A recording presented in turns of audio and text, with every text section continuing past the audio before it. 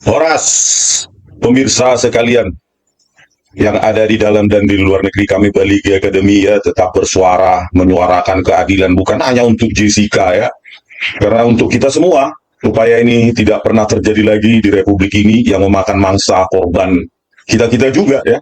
Jessica adalah simbol dari rakyat, simbol kita-kita juga ya, orang biasa yang kapanpun bisa dimangsa oleh para mafia hukum yang ada khususnya di Mabes Polri ini ya.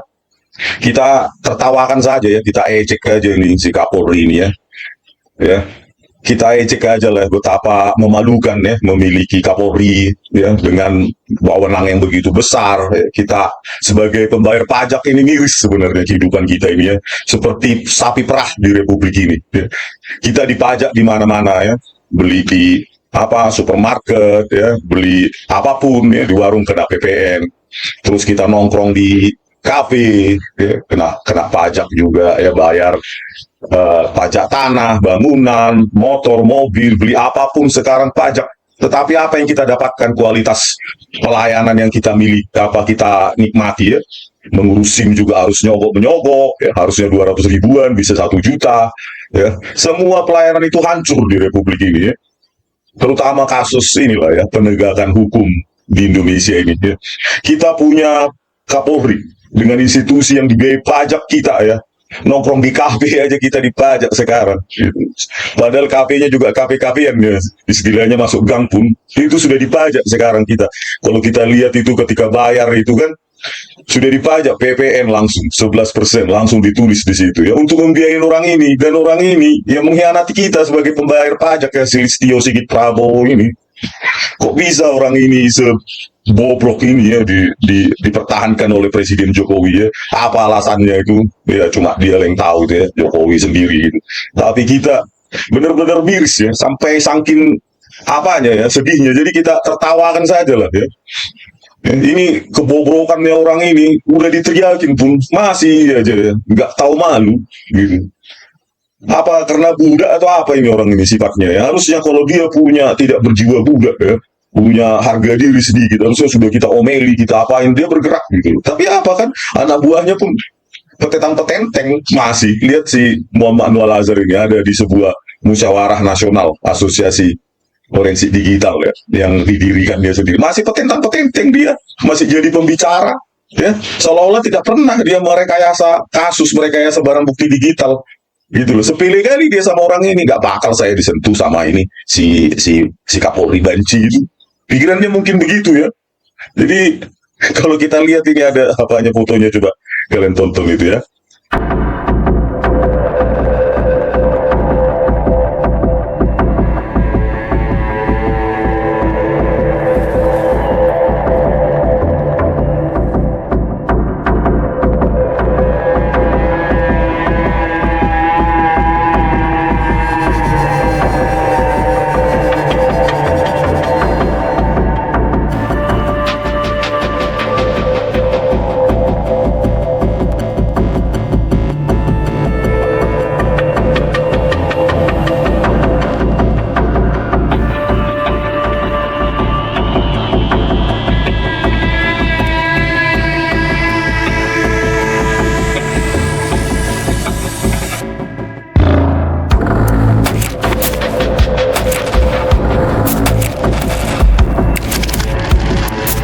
Nah, setelah kalian tonton itulah kalian lihat itu ya. Orang ini kan harga dirinya sama sekali ya. Aduh perkayasa masih aja sepele sama kau itu, apa, Listio Sigit Prabowo. Bayangkanlah anak buahmu itu masih petetan-petenteng seminar ya, untouchable. Kenapa? Karena kau kepemimpinanmu sangat lemah ya. Mungkin kau bukan keturunan pahlawan ya, meskipun pahlawan tidak dikenal ya, tidak ada harga apamu ya, apa namanya, kerelaan berkorban untuk negara ini ya. Di antara rakyat banyak sekali keturunan ya, keturunan pahlawan ya, meskipun gugur tanpa apa ya, dikenal gitu sebagai pahlawan nasional, tapi mereka gugur ya. Salah satunya ya opung saya bapak dan anak itu meninggal dimutilasi karena orang yang disuruh, karena tidak tunduk pada Belanda, langsung disuruh orang lain untuk memutilasinya, kepalanya di sana di sungai A, kakinya di sungai B ya, tidak utuh gitu.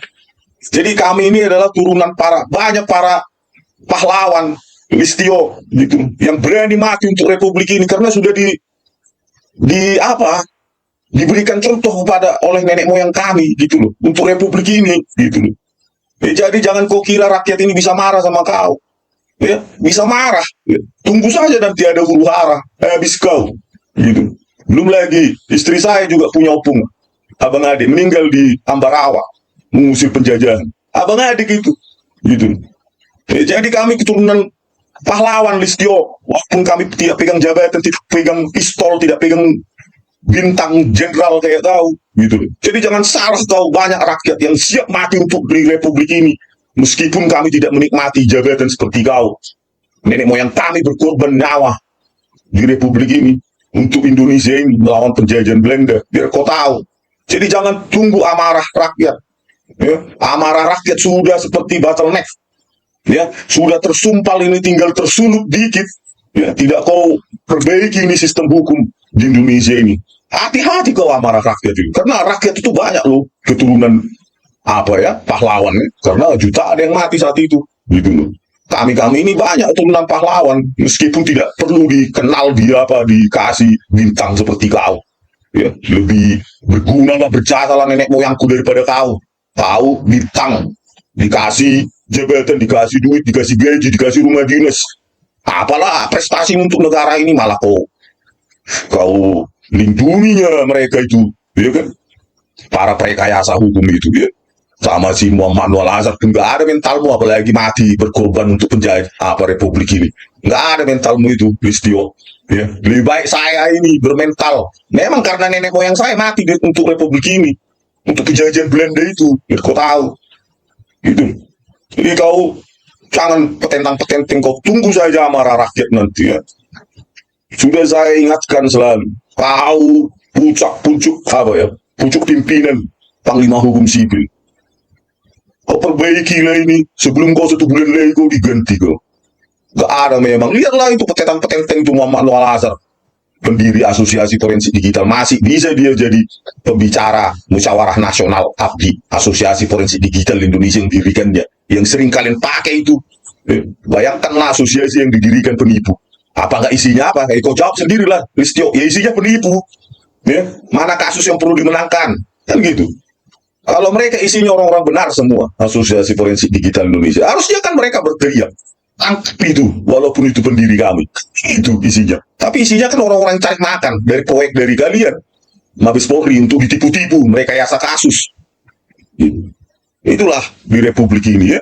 Legal system kita sudah dikuasai oleh para kriminal. Ya. Sistem hukum kita sudah dikuasai oleh para kriminal.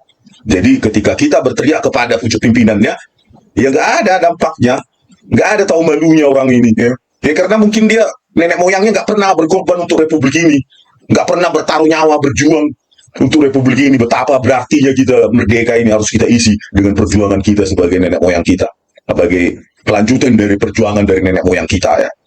Nggak pernah mungkin kau punya nenek moyang yang dimutilasi Belanda kan, atau berkorban bertempur di Ambarawa, nggak pernah kau gitu. Jadi ya gampang kali kau hidup, ya. Gampang kau mengkhianati jabatanmu, gampang kau mengkhianati hukum di Indonesia, mengkhianati rakyat, karena kau tidak pernah menghargai darah pahlawan itu.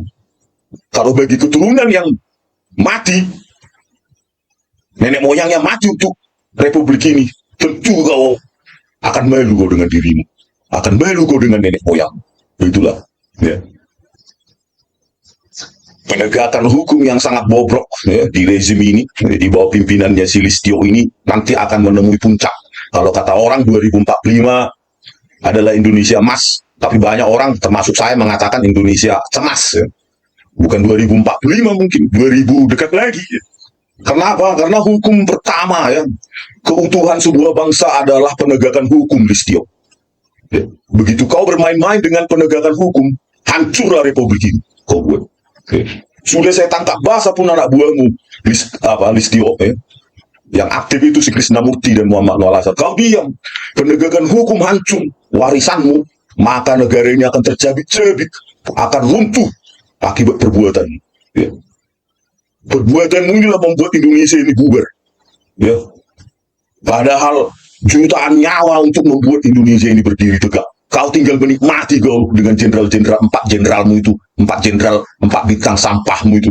Ya. Tinggal kau nikmati, nggak bertarung nyawa kau, ya, nggak berkorban nyawa kau demi Republik ini, dikasih rumah dinas kau, segala macam fasilitasmu oleh pajak kami. Tapi kau hianati kami, nah penegakan hukum hancur-hancuran di tanganmu.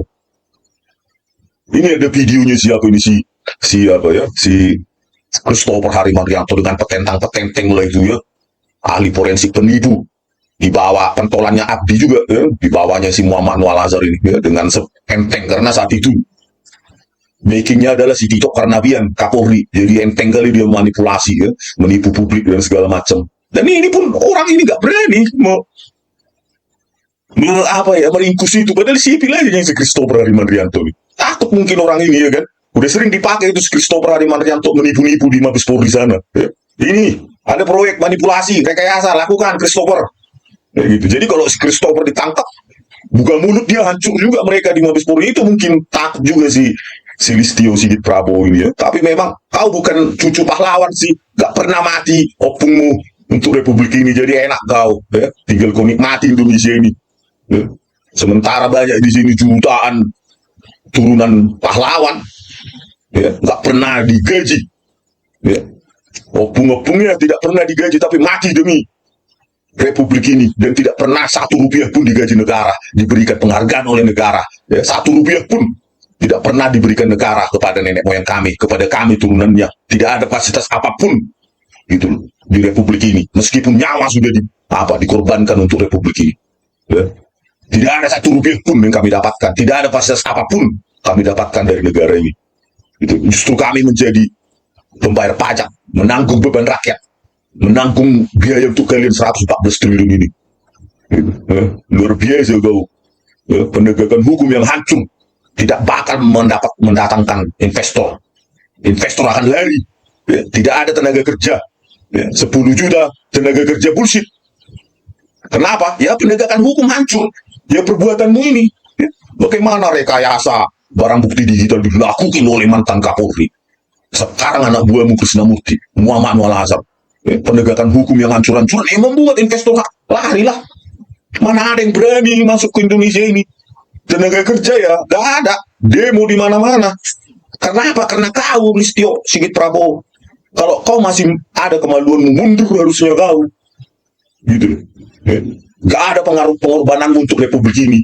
Malah kau parasit di Indonesia ini. Parasit. Kau parasit kau. Cuma makan pajak kami ya kau. Kami sudah melapor ke apamu, ke sistem humas presisimu. Inilah hasilnya Listio 4 September, jawaban atas humas presisi saya 10 Juni apa? Selesai katanya. Selesai. Kepala Kepolisian Republik Indonesia Inspektur Pengawasan Umum Dr. Andusian Sultrai SH. Selesai. Jawabannya apa? Tidak berkader pengawasan. Bayangkanlah, ini laporan saya. Ya kalau cuma Dumas seperti ini, ya Dumas sistemnya cuma asal jawab seperti ini, untuk apa ini dibayar pajak? Yang penting selesai. Selesainya jawabannya gampang. Tidak berkader pengawasan. Coba bayangin ini. Selesai. Laporan aduan.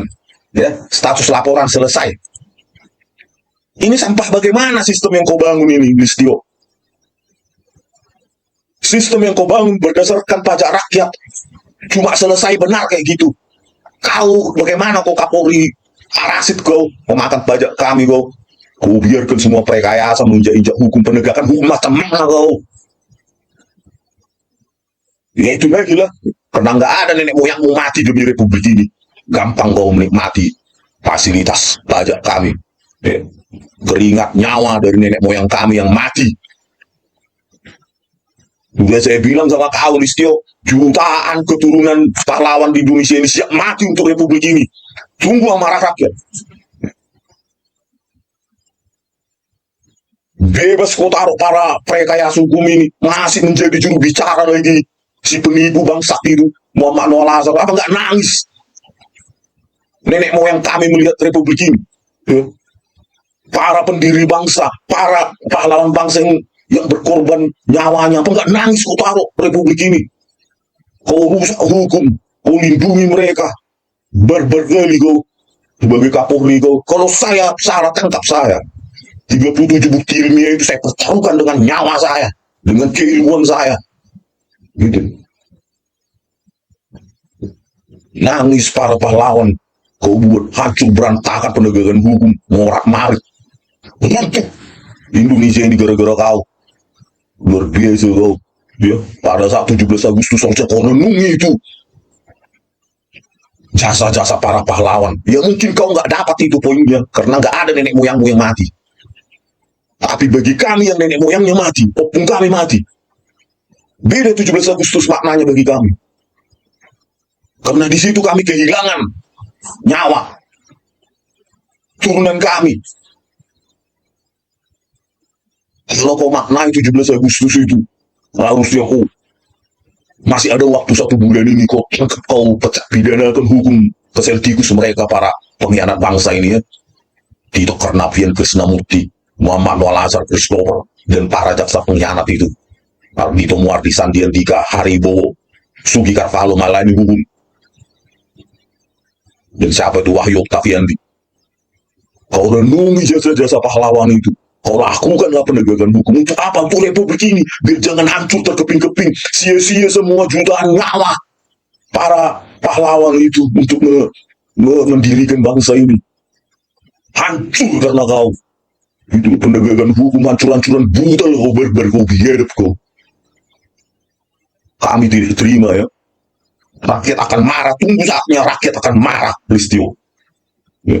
Tunggu saatnya. Suara saya memang kecil, tapi ini saya yakin akan muncul terinspirasi orang-orang berani. Ya. Berani kepada kalian walaupun kalian pegang seragam dan pegang pistol, nggak takut kami. Ya, karena kalian sekarang musuh rakyat. Ya, kepolisian rekayasa Indonesia musuh rakyat. Kalian lindungi para rekayasa itu. Rekayasa hukum, memanipulasi, memangsa rakyat. Kalian adalah musuh rakyat. Sudah saya tantang ya, pertemukan saya sama Krisnamurti, Muhammad Noel Azhar Christopher di kantormu. Gitu. Kau kira saya takut? Ayo kita bertemu di kantormu. Saya buktikan di depanmu, saya jelaskan. 5 menit saja udah bisa kau tangkap dia. Mereka itu. 5 menit saya jelaskan sama kau. Sudah bisa kau tangkap mereka itu. Gitu. Karena metadata itu tidak mungkin bohong. Metadata itu identitas. Tidak mungkin bohong. Gitu. Inilah Listio ya, ingatlah ya, legasi burukmu menghancurkan, mengobrak-abrik Indonesia ini dengan penegakan hukum bobrok di tanganmu. Ya. Jadi, kalau masih ada rasa malumu, mundur kau.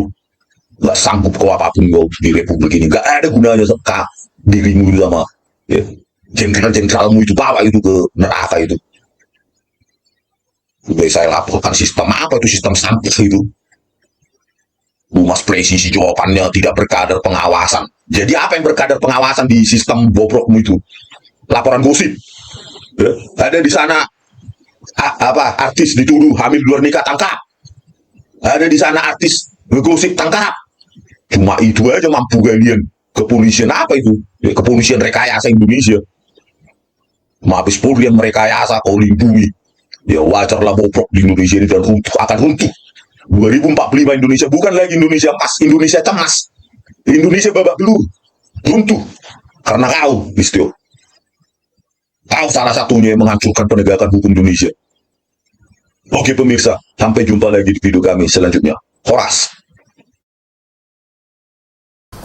Aktivitas Jessica di meja nomor 54 memang tak bisa dilihat jelas.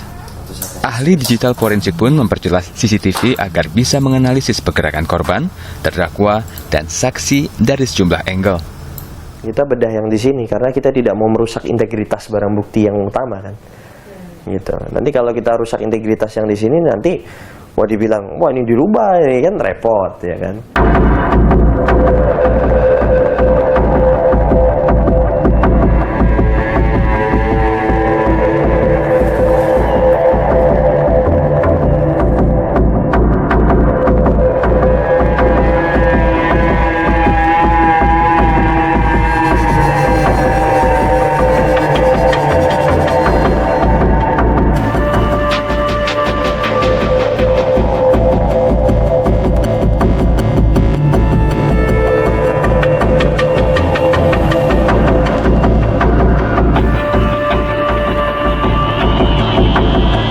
melihat itu tidak bisa hanya dalam satu part aja. Tadi kan di zoom cuma dilihat satu part. Kita melihat secara keseluruhan bahwa faktor kualitas dari CCTV yang ada kan juga mempengaruhi. Kalau kita lihat footage CCTV-nya pas di situ, itu bayangannya di mana-mana itu. Berarti CCTV-nya sendiri kan menghasilkan bayangan yang bisa membuat anggota badan itu tidak proporsional. Jadi kalau saya lihat tadi itu simply hanya bayangan yang dihasilkan oleh kualitas CCTV-nya aja. Gitu. Nah tadi pertanyaan saya juga mengenai autentikasi dari rekaman CCTV. Dalam ilmu digital forensik sebenarnya proses autentifikasi itu seperti apa? Ya, untuk autentikasi tentunya kan ada metode yang sudah saya jelaskan waktu itu di persidangan. Ada hash verification, kemudian ada error level analysis, histogram analysis, frame analysis, metadata. Itu kalau misalnya untuk bahasa awamnya itu seperti apa ya Mas? Ya, memastikan bahwa data yang saya analisa itu nggak ada perubahan atau modifikasi yang dilakukan secara sengaja. Itu harus menggunakan software untuk memastikannya? Iya, ya, tidak hanya software, itu juga harus dilengkapi oleh kompetensi digital forensic practitioner-nya. Gitu. Ya, itulah penipuan dari si Christopher Harimanrianto itu ya, ahli cecunguk yang dipakai oleh Tito Karnavian dan Krishnamurti dalam menipu ya, tampak pintar di depan orang bodoh. Tapi sebenarnya itu kalau sedikit punya pemahaman tentang keilmuan image dan video processing ya jelas itu si penipu itu ya. Si Christopher itu mengaku membuat analisa hash analisis lah, frame analisis, error level analisis, metadata analisis, bergudung analisis, beguatu analisis, semua dia sebutkan untuk menutupi kebohongannya ya, penipuannya. Padahal dengan program sederhana aja bisa kita praktekkan ya ini. Program sederhana saja misalnya untuk uji hash frame demi frame ya, antara dua video ya, video yang sama tetapi resolusi yang berbeda, ini bisa kita praktekkan langsung di sini. Nah, ini misalnya yang 240, terus kita analisis ya, 100 misalnya frame yang ke 200 misalnya, terus kita ekstrak. Nah inilah ya, untuk frame 200, inilah nilai 1, 2, 3, 4, 5, 6, 7, 8 ya, 8 fungsi hash yang kita analisa di sini. Inilah untuk yang video dengan resolusi 240. Ya, inilah dia. Ya, ini distribusi kanal RG dan B. Ya. Dia bilang kan dia lakukan hash analisis atau frame analisis ya. Kalau sudah di downscaling ya pasti ini nilai-nilai hash-nya ini ya pasti berubah ya. Berikutnya kita bandingkan misalnya dengan yang hash analis dengan resolusi yang berbeda, tetapi frame yang sama, video yang sama ya ini, itu 360, tadi ini 240 ya. Kita stop, ya kan, frame 200, kita ekstrak. Ya, tentu berbeda, ya inilah dia hasilnya kan, dia kan berbeda dengan yang ini tadi. Nah ini ya, yang 360, ini yang ini 240, ini 360, ini kan S-nya berbeda ini. Ya, karena sudah mengalami downscaling ya, ya. Nah, ini kan berbeda MD5 sekian. Ya, untuk 240 ini, 360 ini beda resolusi ya pasti karena semua bit di dalam pixel itu sudah berubah akibat downscaling barbar brutalnya si Christopher Harimanrianto penipu itu ya. Ini semua berbeda semua ya untuk frame yang sama. Beda resolusi, itulah si penipu cecunguk yang dipakai oleh Tito Karnavian untuk menipu publik itu ya. Gunanya ya untuk mengabur-ngaburkan animasi untuk menggiring hakim ya. Selanjutnya ya ini sudah pernah saya praktekkan, kita bisa menghash video ya, video total video bukan frame demi frame. Misalnya yang 240 bisa kita uji hash-nya. Nah inilah ya nilai hash dari keseluruhan video dengan resolusi 240 ya. Terus bisa kita uji lagi yang lain yang 360 misalnya. Nah inilah dia.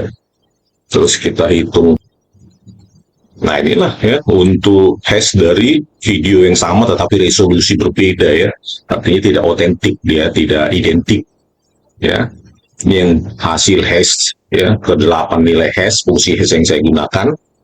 Untuk video yang 240, yang ini yang 360, ini kan semua berbeda ya. Artinya apa? Begitu Anda lakukan downscaling, maka nilai-nilai hash yang dihasilkan setiap fungsi hash ini berbeda semua. Kalau berbeda maka ya tidak identik ya. Tidak lagi identik, tidak lagi sama ya. Itulah ya, merusak 1 bit saja di dalam image atau video itu bisa merubah semua nilai hash ya, yang direpresentasikan nilai-nilai hexadesimalnya 0 sampai 9, A sampai F. Apalagi dengan downscaling itu ya pasti berubah gitu loh. Itulah mulut sampahnya si Christopher itu ya. Itulah manusia barbar, brutal, biadab ya. Sok hebat di tengah orang bodoh yang nggak paham ya. Tapi ketika mau jumpa saya tahun 2016, pengecut itu mereka dua dengan Muhammad Al-Azhar, takut ya. Itulah si penipu selalu takut dalam keterbukaan dan uji publik. Itulah ciri-ciri penipu ya. Padahal keduanya itu ahli forensik digital abdi yang didirikan oleh Muhammad Al-Azhar sendiri ya, yang sering digunakan di persidangan adalah bagaimana mereka menipu ya, merekayasa kasus, merekayasa video. Oke, sekian dulu ya untuk contoh dasarnya saja.